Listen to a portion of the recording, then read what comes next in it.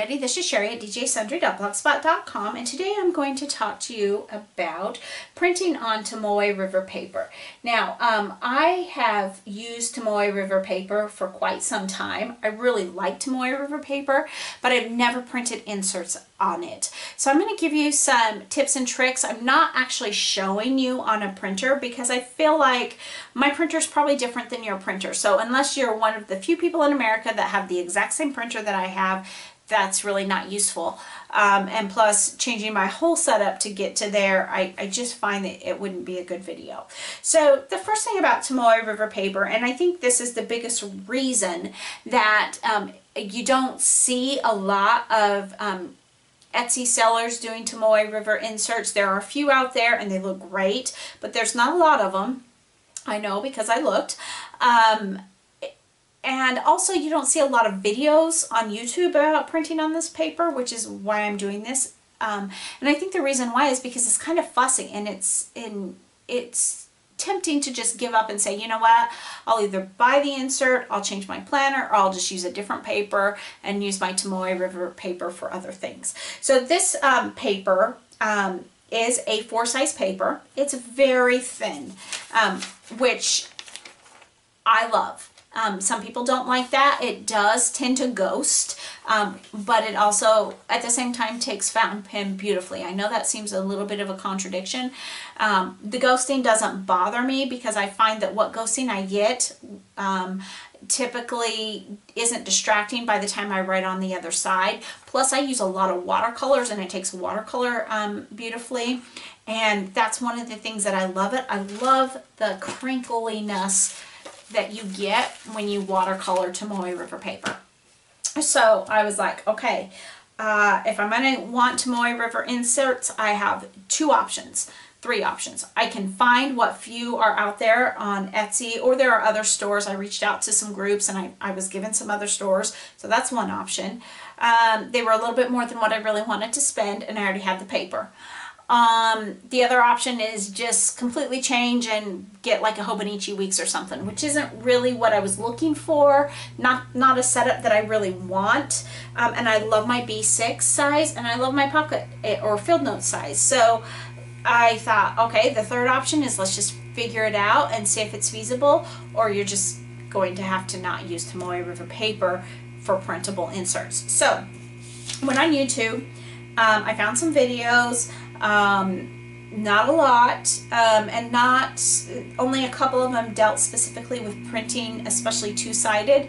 So I was like, okay, we're just going to play with it a little bit. So I went on to Etsy and I found this insert from a maker, Organized with Katie, and it was a very pretty insert, and I chose this one partly because it was designed for A4 paper, and I didn't really understand at that point that that's not important. I know that now, and we'll talk about that in a bit, but I thought, well, that's if I'm using A4 paper, I'm going to have to use an A4 insert. Again, you don't. That was a mistake, but I found it and I used it. So I found the insert, and then I went to my computer, or to my printer. So I have a laser printer. One of the things that you will find out there if you Google it, or sometimes people will just mention, I can't print on Tomoe River paper because I have a laser printer. That's all I have. So I Googled it. Can I use a laser printer? Because again, if I can't use a laser printer, the rest of this is a moot point. And that was actually one of the first things that I looked into. You can print using a laser printer, or at least I could. I have a brother, an older brother, HL 3170 CDW. It's at least 4, if not 5 or 6 years old, and I had no problem. As you can see, it printed beautifully. So you can. It's a little bit fussy, and we're going to talk about that. Because it is so thin, you are going to want to make sure that when you are choosing your setting on your printer, I'm going to pull this back over here, my camera's going to go crazy. you're going to want to make sure that you are choosing a thin paper. Just like, much like your Cricut, if you use a Cricut, you choose your paper thickness or your material thickness. You do the same on your printer. You choose thin. If you're printing on cardstock, you should probably print using a thick paper. It's just going to work so much better. So I chose the thin, which is the way my printer says it. So that's the first thing.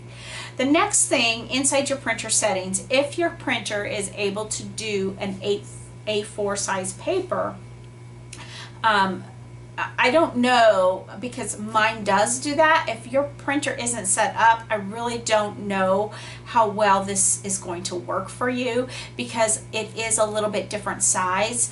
And I can tell you that I tried to trick my printer before I learned everything, and it didn't work. One time it worked and one time it didn't, so I don't know enough if you can trick your printer into it. I know that my printer, I could not trick into thinking that I was printing on a letter size piece of paper with the A4 when I put it in the tray. However, when I put it in the manual feed, it seemed to be able to trick it. So you might be able to trick it to do that. That's just going to take some experimentation. Again, I don't know. I mean, if you're going to do that experimentation, if it doesn't work, know that the paper is not super cheap. 100 sheets on Amazon is going to run you anywhere from $13 to $15-ish. So you might want to make sure. I had it on hand because I use it in my journaling, just the blank sheets. And so just make sure that you have something else you're going to use it for. But you may be able to trick it. But for me, I changed it to the A4 paper. That's a drop down within my settings. A4 or letter size. I changed it from letter to A4. The next thing I did is I pulled out my tray. Now I tried to manually feed it because I had heard some opinions of doing them one sheet at a time. For me, going through the manual feed tray didn't work well because the size was just off enough that if I tried to squeeze it right to the edges of the paper, with the paper being so thin, it looked fine, but when you ran it through, you realized it wasn't quite in there and it crinkled it. If it was too loose, it didn't go in straight. I also had more jams when I went through the manual feed. That did not work for me. So I pulled out my tray. My tray actually has guides where you can set, and I think most printers do, where you can set it for your paper size. So I moved it to the A4 paper size, and I put a stack of the Tomoe River paper in there. So it's all set up. Now I've got it set for the thin paper. I've got it set for A4 size paper. I clicked OK, but that comes to the next tip. You cannot set your stack of paper in there. I have a printer that will actually duplex, and what that means is it will flip and print side 1, run it back through, print side 2, go on to the next sheet. You can't do that with Tomoe River paper. Maybe you can. I can't, and I've not heard of anyone who can.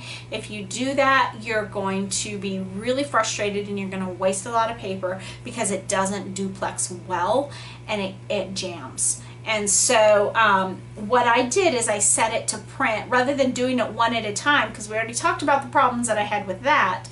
Rather than doing it one at a time, I set it to print all of the odd number pages.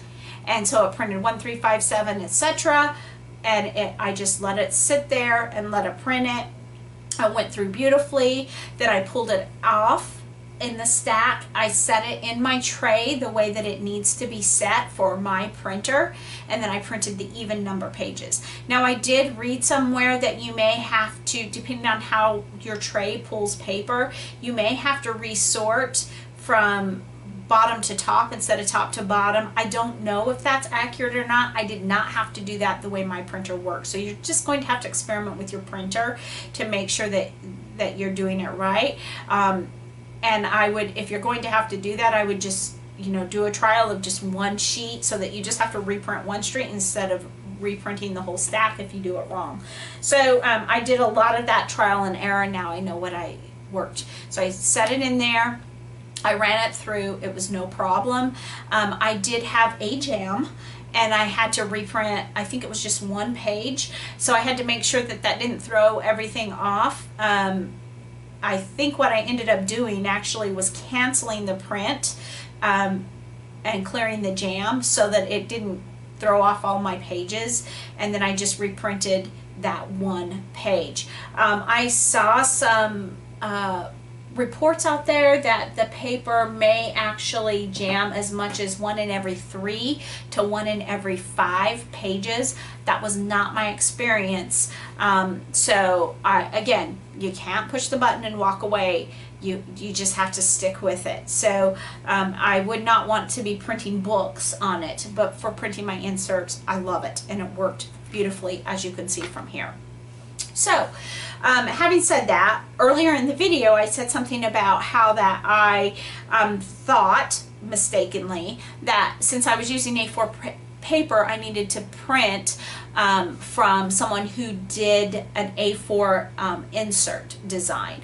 I reached out to a couple ladies on Etsy and who are here in the US, because their Etsy sites didn't necessarily say A4 versus letter. My assumption was it was letter since they were here in the States.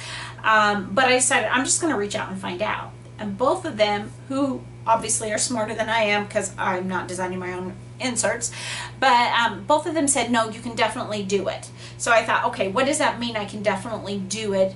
What adjustments do I have to make? So I experimented.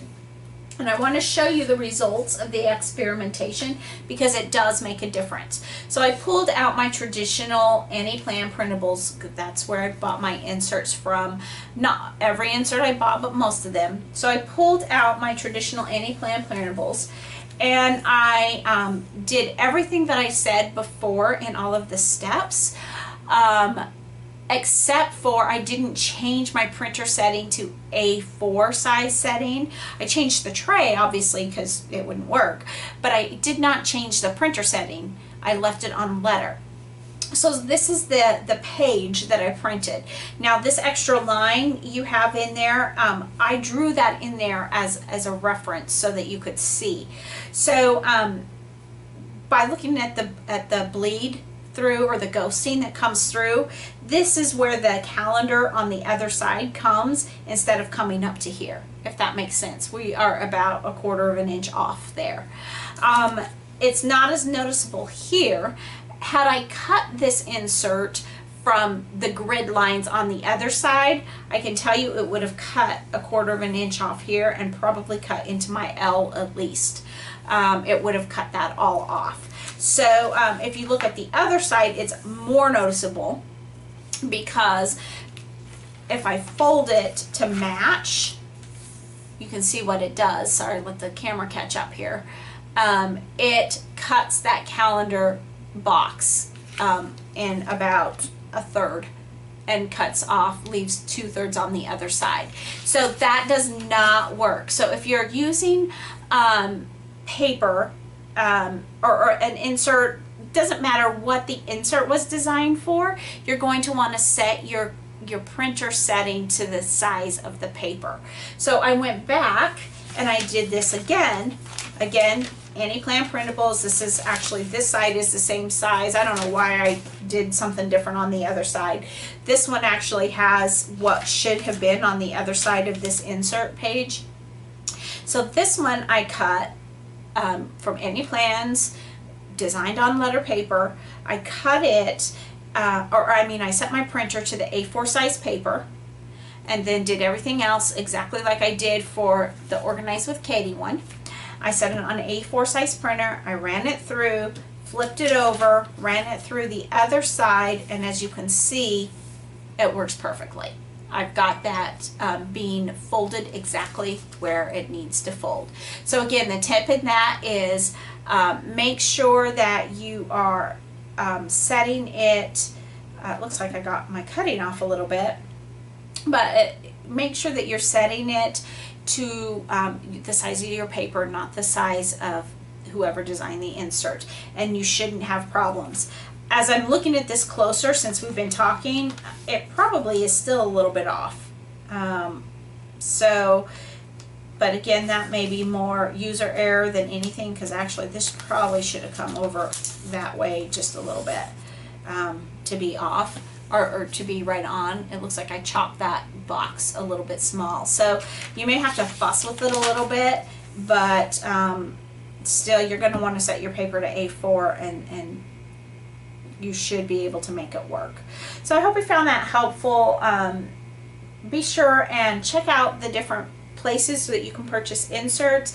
The ones that were helpful for me, I'm going to link below. The one that I actually purchased, this Organize with Katie, I'm going to link below. As always, I will link any plan printables below. Be sure and show them some love if you like their inserts and purchase them. And then if you have any questions, again, I'm not a computer expert, but I will do what I can to try to get you the answer. If I can't, I'll just tell you, sorry, I don't know that. But be sure and leave questions, comments, thoughts below. Check the subscribe box. Be sure and ring the bell if you want to get the notifications when I do a new video. This is a little bit different than my normal video, but hopefully you'll find some things that you would be interested in, whether it's planner related or I do a lot of card making and that kind of stuff. So thanks so much for stopping by, bearing with me through this long video, and remember, take some time to enjoy the little things. Have a great day. Bye.